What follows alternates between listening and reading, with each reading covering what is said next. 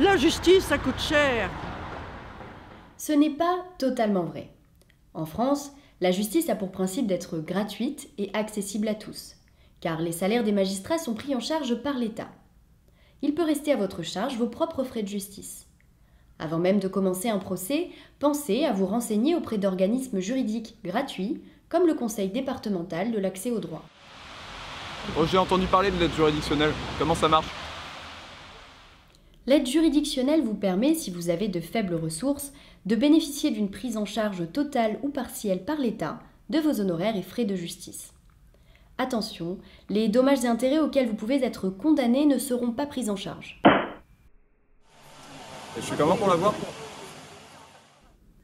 Pour obtenir l'aide juridictionnelle, il faut répondre à certaines conditions de ressources. Mais pour certaines personnes, elle est automatique.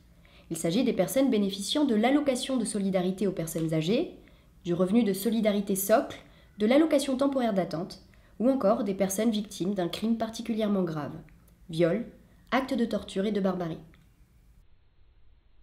Le niveau de l'aide dépend également du montant de vos ressources et du nombre de personnes à votre charge, c'est-à-dire celles qui vivent habituellement dans votre foyer. Les ressources prises en compte sont les vôtres, celles de votre conjoint et des personnes qui vivent avec vous. En revanche, ne rentreront pas dans ce calcul les prestations familiales, les allocations adultes handicapés, les prestations de compensation du handicap, le RSA, les APL et certaines prestations sociales.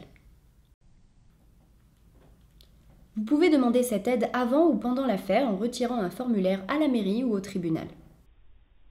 Vous déposez ensuite ce formulaire au bureau du tribunal de grande instance dont vous dépendez. Si vous n'avez pas d'adresse postale, vous pouvez vous faire domicilier auprès du centre communal d'action sociale de votre commune, par exemple.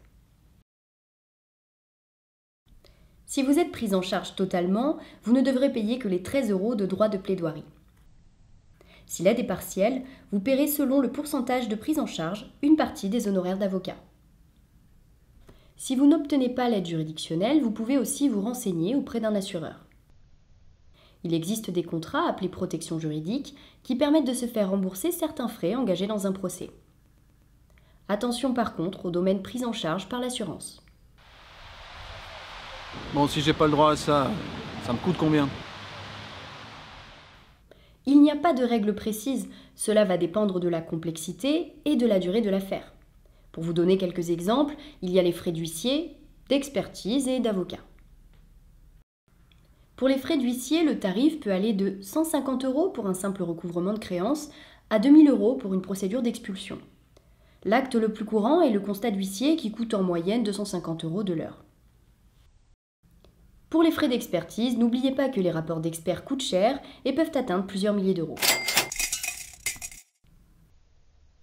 Pour les frais d'avocat, le montant des honoraires est libre et dépend de l'accord que vous pourrez passer avec lui. En moyenne, le taux horaire varie de 100 à 1000 € en fonction de l'affaire, de l'avocat et du client. Si vous voulez prévoir le montant de ces frais, il est possible de conclure un contrat avec votre avocat, appelé convention d'honoraires, qui fixera le montant et les modalités de sa rémunération. Renseignez-vous également sur les forfaits qui peuvent être proposés par votre avocat. Comptez par exemple 2000 € pour un divorce à l'amiable. Sachez qu'un avocat n'est pas toujours obligatoire et qu'il est possible de se défendre seul. Être représenté par un avocat est cependant très conseillé. En réalité, pour vous donner un ordre d'idée, une affaire simple peut vous coûter environ 2000 €.